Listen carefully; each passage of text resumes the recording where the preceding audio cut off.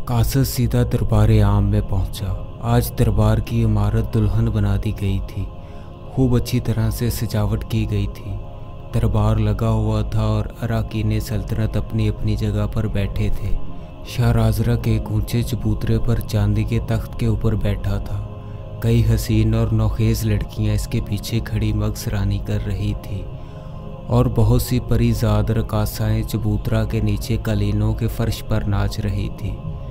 एक तो वो हसीन थी, दूसरे नहायत अच्छे रेशमी पोशाकें और सोने चांदी के जेवरात पहने और भी हसीन मालूम हो रही थी। नाचना गाना खूब जानती थी, लिहाजा नहायत दिलफरेब तरीके से नाच रही थी। सारे दरबारी अराकीन सल्तनत और बादशाह तमाम नहायत गौर से नाच देखकर दाद दे रहे थे। कासद एक तरफ खड़ा इस बात का इंतज़ार कर रहा था कि नाच ख़त्म हो और मौका मिले तो वो तदबीर का अरीज़ा बादशाह के हजूर में पेश करे। नाच के फ़ौरन बाद ही गाना शुरू हो गया। बाजे नहायत दिलकश अंदाज से बजने लगे। गाने वालियों की सुरीली आवाज़ों ने तमाम दरबारियों को बेखुद कर दिया, हत्ता कि बादशाह भी महवे बेखुद हो गया। कुछ अरसे के बाद गाना ख़त्म हुआ और परी जमाल गाने वालियाँ दो कतारों में खड़ी हो गई। इनकी झिलमिल किरण वाली पोशाकों पर नज़र न जमती थी। हर शख्स इनके लिबास और चेहरे की तरफ देख रहा था। कासद को मौका मिला। वो नाचने गाने वालियों के दरमियान से होते हुए चबूतरे के करीब पहुंचा। शाह राजरक ने गज़बनाक नज़रों से कासद की जानब देखते हुए कहा, बदबख्त शख्स, तू कौन है? इसकी दाढ़ी के बाल बिल्कुल सफ़ेद थे। 70-75 साल की उम्र होगी, लेकिन बदकिस्मती से अपने आप को जवान समझता था और जवानों जैसी हरकतें करता था। नहायत हवस परस्त और ऐश गोश था।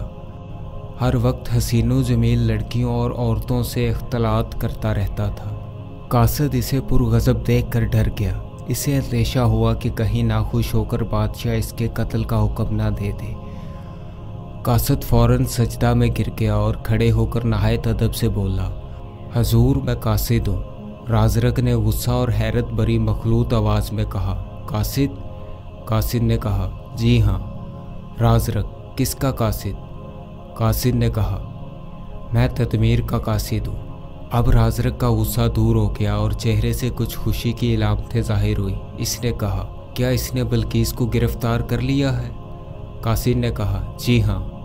राजरक, तुमने बल्कीस को देखा है?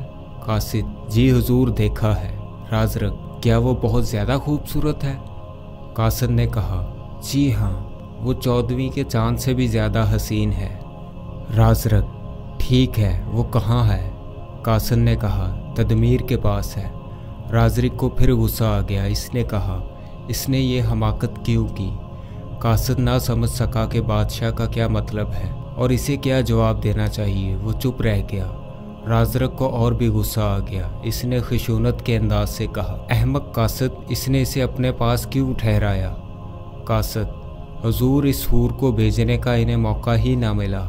राजरक, क्यों? कासिद ने कहा, कुछ अजीब लोग अचानक आ गए। राजरक, कहाँ आ गए? कासिद, जहाँ सिपहसालार साहब का लश्कर था। राजरक, उन्होंने आकर क्या कहा? कासिद, हजूर, उन्होंने आते ही जंग शुरू कर दी। राजरक ने हैरत से इसकी तरफ देखकर कहा, जंग? कासिद, जी हाँ। अब इसने जंग के तमाम वाक़यात सुना दिए। हर शख्स ने नहायत हैरत से इन वाक़यात को सुना। राजरक ने दरियाफ्त किया, आखिर कौन लोग हैं और कहाँ से आए? कासिद ने कहा, हुजूर, कोई नहीं जानता कि वो कौन हैं और कहाँ से आए हैं। इनके लिबास के दामन नहायत चौड़े चौड़े हैं, दाढ़ियाँ लंबी लंबी हैं, चेहरों से नूर बरस रहा है। यूं तो वो फरिश्ते मालूम होते हैं। राजरक, अजीब बात है। कासिद ने बढ़कर अरीज़ा पेश किया। राजरक ने लेकर वज़ीर आज़म को दिया। इसने पढ़ना शुरू किया, शहनशाह जहानबाई, फरमा रवाए स्पेन, हमारे मुल्क पर एक अजीब कौम ने हमला किया है। इनकी पोशाकें शायद सारे ज़माने से निराली हैं। कम से कम मैंने तो कभी ऐसा लिबास नहीं देखा। लंबे लंबे टखनों तक चुपे हैं, चौड़े चौड़े दामन हैं, चौड़ी चौड़ी आस्तीनें हैं। सरों पर बहुत से कपड़े बांध लेते हैं और इन कपड़ों पर एक बड़ा सा रुमाल डाल लेते हैं जो दोनों कानों के बराबर से आकर सीने तक लटकने लगता है। दाढ़ियाँ लंबी लंबी और सूरतें नूरानी हैं, मगर जब लड़ते हैं तो खूनख्वार शेर बन जाते हैं। कम वक्त ऐसा जी तोड़ कर लड़ते हैं कि कोई कौम भी इनके सामने नहीं ठहर सकती। मैं हैरान हूँ कि ये कहाँ से आ गए। आया आसमान से उतरे हैं या ज़मीन से निकल आए हैं। हमारा इनसे मुकाबला हुआ, हमने पूरे जोशो शुजात से काम लिया, बड़ी जानबाजी से लड़े, मगर तमाम कोशिशों और सब जानसारियों का अंजाम नाकामी ही साबित हुआ। ऐसा मालूम होता है कि वो कम वक्त मरना नहीं जानते बल्कि सिर्फ मारना जानते हैं। वो पीछे हटने का नाम ही नहीं लेते और आगे ही आगे बढ़ते चले आते हैं। इनका मुकाबला करना ज़रूरी है और अगर इनके कदम जम गए तो सारे अंदलस को पमालो तबाह कर डालेंगे। इस बलाए अजीम को दूर करने के लिए अजीमुल शान लश्कर लेकर हजूर खुद तशरीफ़ लाएं, वरना इनकी जानब से सख्त ख़तरा है। मैंने इनका एक आदमी गिरफ्तार कर लिया है और बल्कीस भी हमारे पास आ गई है। वफादार जानिसार तदबीर। राजरक और तमाम दरबारी इस ख़त को सुनकर नहायत परेशान हुए। अभी इनकी हैरत दूर न हुई थी कि कुछ खटका हुआ। बादशाह और तमाम दरबारियों ने नज़रें उठाकर देखा। दो बूढ़े आदमी पादरियों जैसा लिबास पहने चांदी के आसा हाथों में लिए बड़े चले आ रहे थे। इन्हें देखते ही बादशाह और दरबारियों को हैरत हुई और सब इनको टिकटिकी लगाए हुए देखने लगे। दोनों बूढ़ों की दाढ़ियाँ बर्फ़ की तरह सफ़ेद थी, बगले के पर की तरह सफ़ेद जुब्बे पहने थे, पटके कमरों से बंधे थे और इनके पल्ले घुटनों से नीचे तक लटक रहे थे। लंबे लंबे खुशनुमा पटकों पर मुनक़ता अल बुर्ज की तस्वीर मुनक्किश थी और कमर के पास बेशुमार गुच्छे लटक रहे थे। इन गुच्छों में चाबियां पड़ी हुई थी। दोनों लंबे कद के थे और सफ़ेद चांदी के आसा लिए इनके सहारे से चले आ रहे थे। हर शख्स इनको हैरत भरी नज़रों से देखने लगा, हत्ता कि खुद बादशाह भी हैरान था। दोनों ज़ईफ़ बढ़कर चबूतरे के पास पहुँचे और बादशाह की ताज़ीम के लिए सीधे ज़मीन पर लेट गए। फिर उन्होंने खड़े होकर बादशाह की तारीफ़ की। बादशाह ने दरियाफ्त किया, तुम कौन हो? एक बूढ़े ने कहा, हम इस गुंबद के मुहाफ़िज़ हैं जो अजायब खाना के नाम से मशहूर है। ये बात सबको मालूम थी कि तिलितलिया के पहाड़ की चट्टान पर एक गुंबद है जिसे हरकल आज़म ने बनवाया था, जो कि बरसा बरस से बंद पड़ा था। शहनशाह हरकल आज़म ने समुंदर के किनारे पर मीनार बनवाए थे, जो इसी के नाम से मीनार हरकल मशहूर हैं और आज तक मौजूद हैं।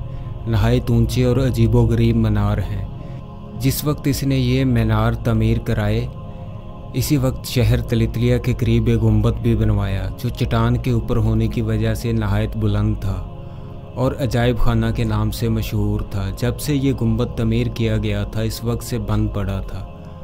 कोई भी नहीं जानता था कि इसके अंदर क्या है। राजरक ने हैरत भरी नज़रों से बूढ़ों की तरफ देखते हुए कहा, तुम्हारे आने की गर्ज क्या है?